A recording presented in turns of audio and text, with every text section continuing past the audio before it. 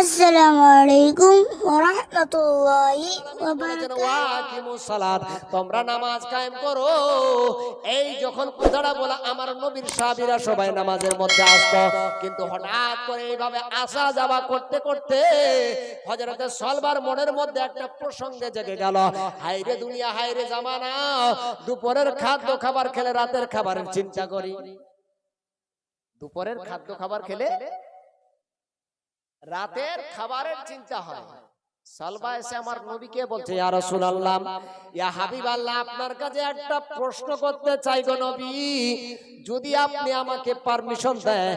আমার দয়ার নবী, মায়ার নবী সালবাকে সামনে বসিয়ে নিলে, নেবার পরে নবী আমার বলতে, সালবা বলো, क्या बोलना चाहते हो, কি তুমি আমার কাছে বলতে চাও বলো। হযরত সালবা বলছে, ইয়া রাসূলুল্লাহ, ইয়া হাবিবাল্লাহ, যদি একবার আপনি আল্লাহর কাছে দোয়া করে দিতেন এটাই, যে আল্লাহ আমাকে গরিব থেকে একটু যদি আমার পরিবারটাকে চলার জন্য উন্নত করত, একটু আমির বানিয়ে দিত, ইয়া রাসূলুল্লাহ, তাহলে আমি বড়ই খুশি হয়ে যেতাম। ইতিপূর্বে কি ছিল? মসজিদের কবুতর বলা হয়। মসজিদের 5 ওয়াক্তের নামাজ কায়েম করে এক ওয়াক্তের নামাজ ছুটতো না সালবা। আমি এটাই প্রমাণ করতে চাই যে মানুষের অর্থনীতি আসলে কতটা আল্লাহ থেকে বিরত হয়, কতটা দূরে যায়। ইতিপূর্বে সালবা 5 ওয়াক্তের নামাজই সময় সময় মসজিদ পরিষ্কার পরিচ্ছন্নতা করতেন, ঝাড়ু পোছাও দিতেন, সময় মুয়াজ্জিন অনুপস্থিত থাকলে আজানও দিতেন, ইকামতও দিতেন। আমার নবীর দরবারে এসে প্রথম দিন বলে যে, ইয়া রাসূলুল্লাহ, হাবিবাল্লাহ, নবী গো, আল্লাহ যদি আমাকে একটু একটু উন্নত করত, একটু দুঃখ অভাব অনটন যদি দূর করত নবী, আমি আপনার কাছে ওয়াদা করছি আমি ইবাদত বেশি বেশি করব। নবীর সঙ্গে ওয়াদা করছেন। আমার দয়ার নবী হযরত সালবাকে ডাকার পরে বললেন, সালবা রে, আমি আল্লাহর প্রিয়তম নবী, আমি যদি আল্লাহর কাছে চাই যে আল্লাহ তুমি আমাকে উহুদ পাহাড়টা গোটায় সোনায় বদলিয়ে করে দাও, তাহলে আল্লাহ আমার উহুদ পাহাড়টা সোনায় পরিবর্তন করে দিবে। কিন্তু আরে সালবা, ওই আমিরের জীবন জিন্দেগি আমি চাই না, আমি গরিবী অবস্থায় নবী মুস্তাফা থাকতে চাই। ও সালবা, যতদিন বাঁচবে তুমি এটাই আল্লাহর কাছে দোয়া করবে, আল্লাহ তুমি আমাকে অতদিন জিন্দা রাখো যতদিন আমার জিন্দা থাকার প্রয়োজন আছে। কি দোয়া করতে বলছেন নবী? নবী সালবাকে বলছে, সালবা, আল্লাহ সে এ দোয়া করো, আল্লাহর কাছে এটা দোয়া করো যে আল্লাহ তুমি আমাকে অতদিন অবধি জিন্দা থাকো যতদিন আমার জিন্দা থাকার প্রয়োজন, যতদিন জীবিত থাকার প্রয়োজন। আল্লাহ তুমি আমাকে ওই সময় মরণ দিও যখন আমার জন্য মরণ হওয়া প্রয়োজন। সালবা ফিরে চলে গেলেন। দ্বিতীয় দিন আবার এসেছে, ইয়া রাসূলুল্লাহ, যদি আপনি আল্লাহর কাছে একটু দোয়া করতেন, আল্লাহ যদি আমাকে একটু খালি উন্নত করত, অভাব অনটনটা আমার যদি দূর করে দিত, আমি ইবাদত বেশি করতাম, যা করছি তার থেকে বেশি করতাম। নবী এই এক্সাম্পল দিলেন, এই উদাহরণটাই দিলেন, সালবা, আমি গরিব, আমি যে অবস্থাতে আছি তুমি কি সেটা পছন্দ করো না? তৃতীয় দিন আবার এসেছে। তৃতীয় দিন আবার আসার পরে সালবা বলছে, ইয়া রাসূলুল্লাহ, ইয়া হাবিবাল্লাহ, নবী গো, একটু যদি আল্লাহ আমার অভাব অনটন দূর করে দিত, তাহলে আমি বড় খুশি হয়ে যেতাম। আমার নবী বুঝতে পেরে গেলেন যে সালবা আগের মতো আর থাকতে চায় না। আমার নবী আল্লাহর কাছে দোয়া করলেন, মাবুদ, আল্লাহ গো, আমি তোমার কাছে কোনোদিন কিছু চাইনি, আল্লাহ আমায় ক্ষুধা লেগেছে, ক্ষুধার জ্বালা সহ্য করতে পেরেছি, এই কষ্ট করে দুনিয়া যাপন করি, তবু তোমার কাছে আল্লাহ কোনোদিন কিছু চাইনি। তবে আমার সৃষ্টিকর্তা মাবুদ, আজকে তোমার কাছে একটা জিনিস আমি চাই গো আল্লাহ, চাবাটা হলো এটাই, আমার বিশিষ্ট সাহাবী, আমার অতি নিকটবর্তী সাহাবী সালবা, যেই সালবার অর্থনীতির প্রয়োজন আছে, একটু টাকা পয়সার প্রয়োজন আছে, মাবুদ তুমি যদি একটু অর্থনীতি সালবার বাড়িয়ে দিতে গো আল্লাহ, তাহলে আমি রাসূল আমি খুশি হয়ে যেতাম, সালবাও খুশি হয়ে যেত। তো আল্লাহ তো আর আকাশ থেকে টাকার বস্তা পাঠায় না, পাঠায়? টাকার বস্তা আল্লাহ আকাশ থেকে দেবে না। আল্লাহ কোন বান্দাকে যদি উপরে উঠাতে চায় তো কোনো একটা জিনিসের মাধ্যম দিয়ে, হয়তো আপনার ফসল থেকে, শস্যাদি থেকে, ব্যবসা বিজনেসের দিক থেকে আল্লাহ আপনাকে আমাকে উন্নত করতে পারে, ঠিক কিনা? মানুষ কিভাবে বড় হয়? এইভাবে। যেমনি আমার নবী দোয়া করতে নাই, আমার দয়ার নবীর দয়া আল্লাহ দোয়া কবুল করে নিলেন। সালবার বাড়িতে একটা ছাগল ছিল, একটা ছাগল থেকে বাবা দুটি বাচ্চা হলো, দুটি থেকে চারটা হলো, চারটা থেকে আটটা হলো। এইভাবে করে করে এতগুলো ছাগল হয়ে গেল। যেই সলবা 5 ওয়াক্তের নামাজ পড়ার জন্য আজানের পূর্বে পূর্বে মসজিদে নববীর মধ্যে যেতেন, ছাগল ভেড়া বেশি বৃদ্ধি হওয়ার কারণে সলবা আর মসজিদে যেতে পারে না। সকাল হয়ে গেলে ছাগলের জন্য পরওয়ারিশ করার জন্য, খাদ্য খাবার খেলার জন্য সলবার মনের মধ্যে একটা চিন্তা জেগে থাকতো। এই জন্য সলবার ফজরের নামাজ ছুটে যেত, জোহরের নামাজ ছুটে যেত।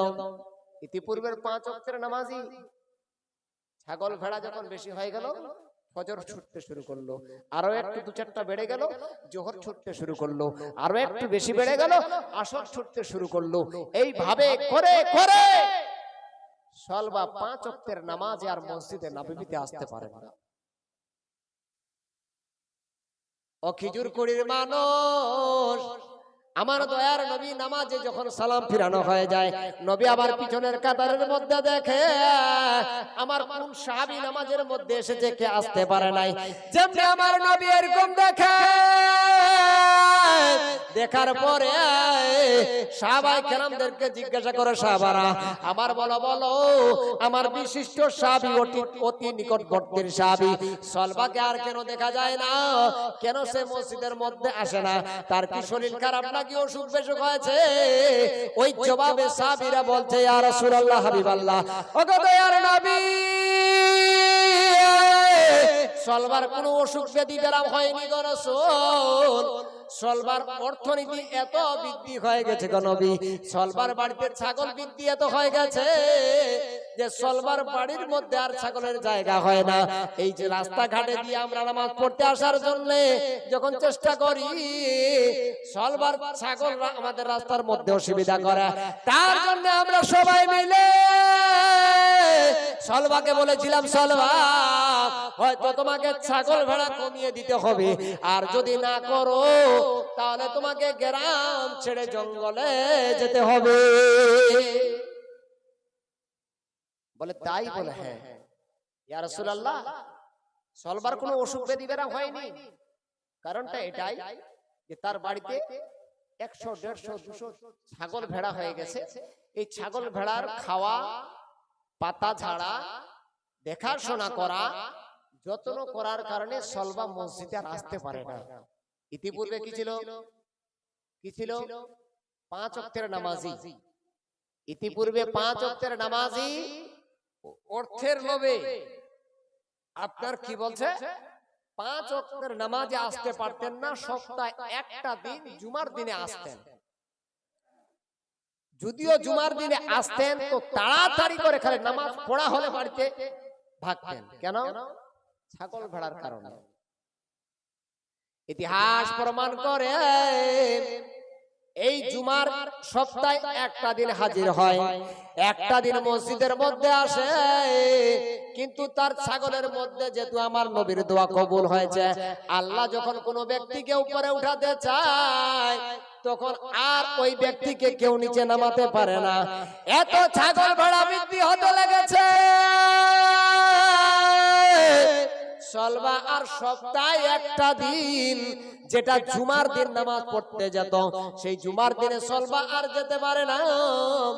সলবা অপেক্ষা করে যে বছরটা ঘুরার পরে যে ঈদ আর বকরিদ, কুরবানির দিন আর ঈদের দিন বছরে 2 বার ঈদগাহে যায়। এতগুলো নামাজ নষ্ট হতে শুরু করেছে। বছরে 2 দিন, ঈদুল ফিতর আর ঈদুল আজহাতে সলবা গিয়ে প্রেজেন্ট হয়। আমার নবী সব সময়ের জন্য গামগীন চিন্তা করতেন, ছেলেটা এরকম ছিল এরকম হয়ে গেল। নবী কাঁদতেন গভীর ভাবে, নবীর চোখের জল রাতের অন্ধকারে ঝরঝর করে নবী ফেলতেন। যেমনি আমার দয়ার নবীর চোখের জল দুনিয়ার জমিনে পড়তে গেছে বাবা, আমার আল্লাহ আমার নবীকে গাইবে আওয়াজ দিয়ে বলে, নবী তুমি কান্নাকাটি করবে না গো নবী, তুমি কার জন্য কাঁদতেছ, কেন তুমি কাঁদতেছ? আমি তোমাকে সারা সাম্রাজ্যের জন্য রহমতুল লিল আলামিন করে পাঠিয়েছি, তোমার কাছে কেউ রিকোয়েস্ট অনুরোধ করেছে গো নবী, তার জন্য তুমি আমার কাছে ফরিয়াদ করেছিলে। ও আমার নবী তুমি আর কান্নাকাটি করবে না, আমি কোরআনের আয়াত তোমার কাছে দিয়ে দিচ্ছি, ইতাই যাকাত। যাকাতের সঙ্গে সঙ্গে আল্লাহ ওহী নাযিল করে দিলেন আমার নবীর উপরে। যেমনি যাকাতের কথা আসাও আমার নবীকে আদেশ করা হলো, গো নবী আমার বলো বলো তোমার কাছে যাকাতের আয়াত এসে গেছে, এবার সলবার কাছে তুমি 2-3 জনকে পাঠিয়ে দাও। কোরআনের ওহী এসে গেছে, নবী আমার মসজিদে এলান করলেন যে যাকাত সম্পর্কে আয়াত এসেছে, যাকাত দেওয়ার কথা আল্লাহ বলেছেন। তো সবাই মিলে ডিসিশন করছে এলাকার মধ্যে কে এখন অর্থনীতির মালিক, টাকা পয়সার মালিক কে। যারা বড় বড় আমির ব্যক্তি ছিল, এই 10-12 জন আমির ব্যক্তির মধ্যে একটা আমির ছিল, যে আমিরটার নাম নতুন একটা আমির, যার নাম হলো সলবা। সলবার নামটা উঠে এসেছে, আমার নবী 2 জন সাহাবীকে পাঠিয়ে দিলেন, ও আমার সাহাবীরা যাও যাও সলবার কাছে গিয়ে বলো, সলবার ছাগল ভেড়া যতগুলো আছে গন্তি করে, সেই গন্তি অনুযায়ী তাকে আল্লাহর রাস্তায় যাকাত দিতে বলো। যাকাত সলবার কাছে গিয়ে বলতে যাকাত দেওয়ার কথা। একজন 2 জন সাহাবী গিয়ে সালবাকে বলছে, হযরত সালবা তোমার কাছে অনেকদিন পরে আসলাম ভাই, তো কি মনে করি? বলে মনে করে বলতে এটাই রাসূলের আদেশ, ওহী নাজিল হয়ে গেছে নবীর উপরে, কোরআনের আয়াত এসেছে যাকাত দেওয়ার জন্য। অতএব তুমি তো আর ওই গরিব নেই যে দুপুরে খেলে রাতের চিন্তা হতো, রাতে খেলে আবার সকালে বা দুপুরের চিন্তা হতো। আল্লাহ তোমাকে অর্থনীতি দিয়েছে, আল্লাহ তোমাকে মালামাল করে দিয়েছে। এই সলবা এবার তোমাকে যাকাত দিতে হবে। যেমনি যাকাতের কথা বলা, সলবা বলছে আমি যাকাত দেব না। কেন? আমি এই জন্য যাকাত দিব না যে আমাকে আল্লাহ এই অবধি যে পজিশনের মধ্যে নিয়ে এসেছেন, এটার মধ্যে আমার পরিশ্রমটা কম নেই, আমি চেষ্টা করেছি বলে এত দূর এগিয়েছি। ও আমার সাথীরা, ও আমার বন্ধুরা, তোমরা যাও যাও, যাবার পরে আমার রাসূলকে বলে দিও আমি সলবা যাকাত দিতে পারবো না, আমি যা এই অবধি এসেছি আমার প্রচেষ্টায় এসেছি, আমি চেষ্টা করেছি বলে উপরে উঠেছি, এই জন্য আমার দ্বারা সম্ভব নয়।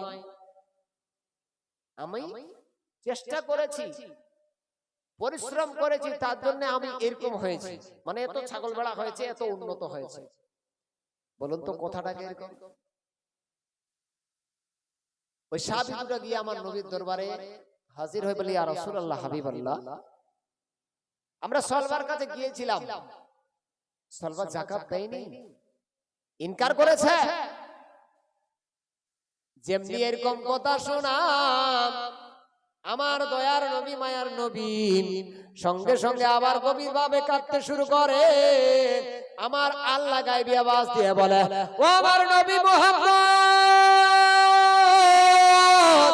তুমি আর চোখের জল ফেলবে না।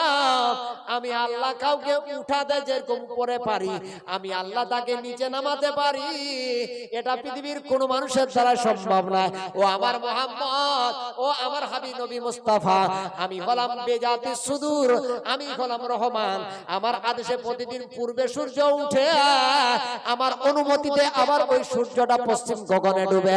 ও মুহাম্মদ, আমার বিনা অনুমতিতে কোনদিন রাতের বেলা জ্যোৎস্না উঠতে পারে না।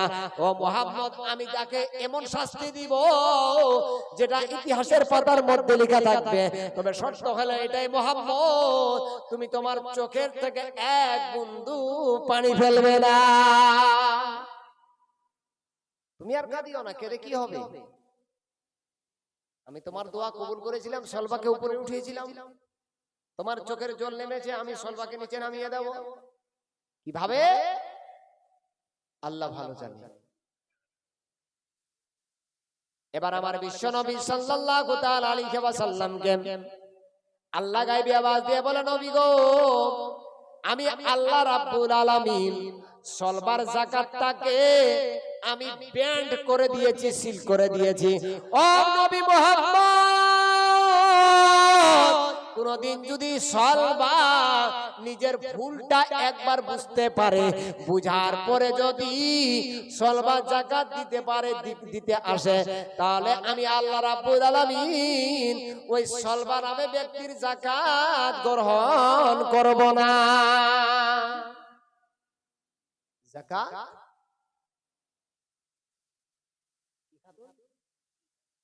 বিলকিসারা খাতুন। বিলকিসারা খাতুন আমার একজন মা কি বোন, আল্লাহর বান্দি, একটা পবিত্র কোরআন শরীফ দিয়েছেন। বেনামে আরেকজন 500 টাকা দিয়েছেন, আল্লাহ কবুল করুক। অবশ্যই আপনারা দেবেন,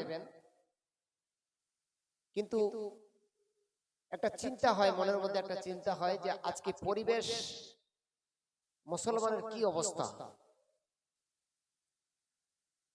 হয়তো কিছু কেউ মনে করবেন, কিন্তু মনে করলেও কিছু নেই। আজকে এই যে জায়গাটা, এই জায়গাটা আমাদের মধ্যে এতটা ইলম নাই যে এই জায়গাটাকে নিয়ে একটু রিসার্চ করব।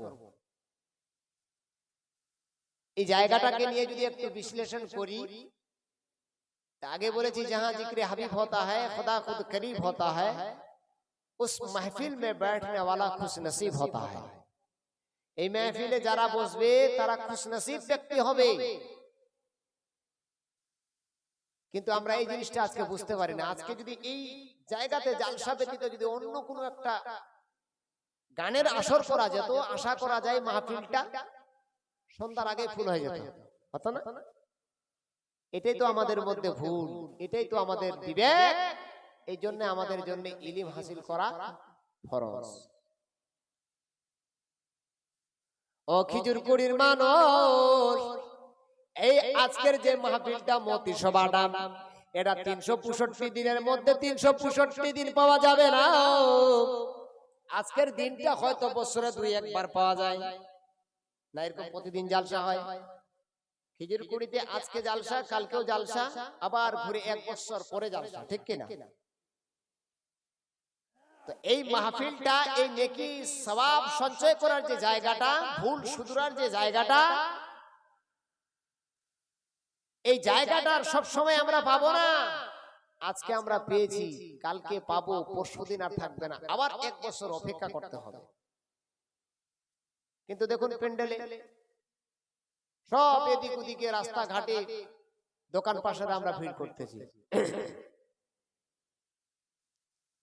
এই জন্য যে আমাদের মধ্যে ওই ইলমটা নাই।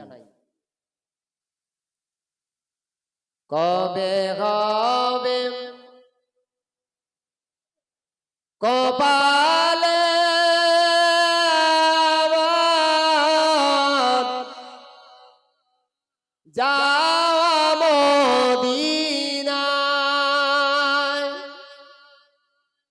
মনে বড়ই বাসনা, ও দরদি নবী আমার, একেবার ডাকো না। ও দরদি নবী আমার, একবার ডাকো না।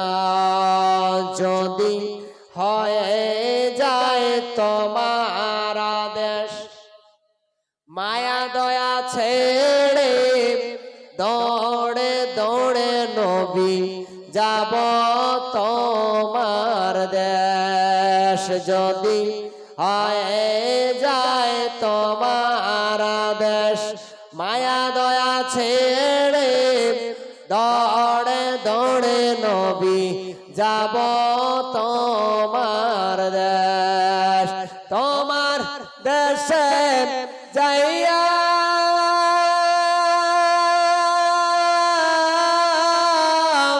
মিটাবো মনের বাসনা জীবনে শুধু চাই গো নবী আমি জীবনে শুধু চাই গো নবী তোমার করুণা ও দরদি নবী আমার একবার ডাকো না জগৎ মাঝারে যেদিকে তাকাই তোমার মতো জীবন দরদি রাসূল আর তো কেহ নাই জগৎ মাঝারে যেদিকে তাকাই তোমার মতো জীবন দরদি নবী আর তো কেহ নাই তুমি নবী দয়ার কান্ডারি সজা পথের দিশারি তোমার ওসিলায় পার লেগে যায় নবী তোমার ওসিলায় পার লেগে যায় ভাঙ্গা সাফিনা ও দরদি নবী আমার একবার ডাকো না ও দরদি নবী আমার একবার ডাকো না আল্লাহুম্মা সাল্লি আলা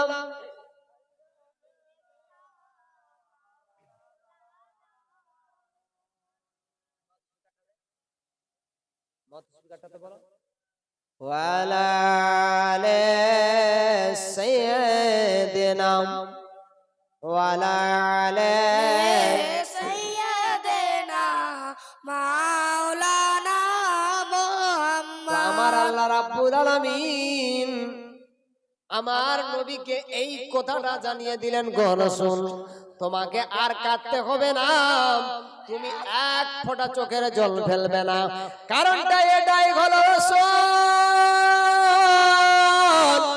আমি আল্লাহ আমার তরফ থেকে ওই সলবার যাকাত দেওয়াটাকে বেন্ড করে দিয়েছি আমি তার যাকাত গ্রহণ করব না এইভাবে করে দিন চলতে শুরু করলো হযরত সলবা রাতের বেলাতে একবার গভীর ভাবে শুয়ে রয়েছে বাবা তার নূরে ঈমানটা তাকে বলতেছে এ সলবা তোমার পজিশনটা কি ছিল তুমি কি ছিলে আর তুমি কি হলে এরকম তার হৃদয়টা তাকে জাগ্রত করতেছে সলবা মনে মনে ভাবতেছে এইটা কথা ঠিক আমি দুপুরের খাদ্য খাবার খেলে রাতের খাবারের চিন্তা থাকতো আল্লাহ আমার এই অভাব অনটন দূর করে দিয়েছে এরকম একটা তার চিন্তা ভাবনা আসলো সলবা নিজের মনের ভুলটা বুঝার পরে আপনার কতগুলো ছাগল ভেড়া বিক্রি করে দিয়া কতগুলো টাকা পয়সা নিয়ে আমার নবীর দরবারে হাজির দিয়েছে মতিউর রহমান সাহেব 200 টাকা করেছেন দান আল্লাহ তুমি কবুল করো রাহিমুর রহমান কিছুক্ষণের মধ্যেই আজকের প্রধান বক্তা হেলাল উদ্দিন রেজভী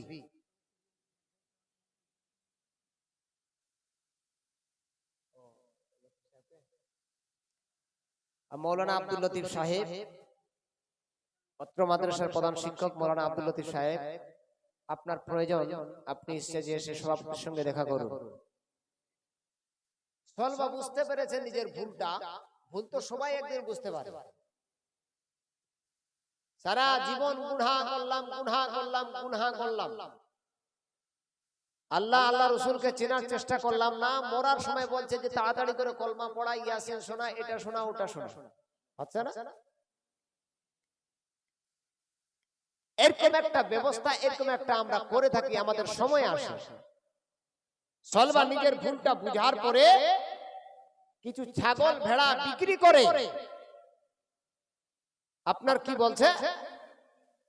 নারায়ে তাকবীর, নারায়ে রিসালাত, নারায়ে হায়দারি।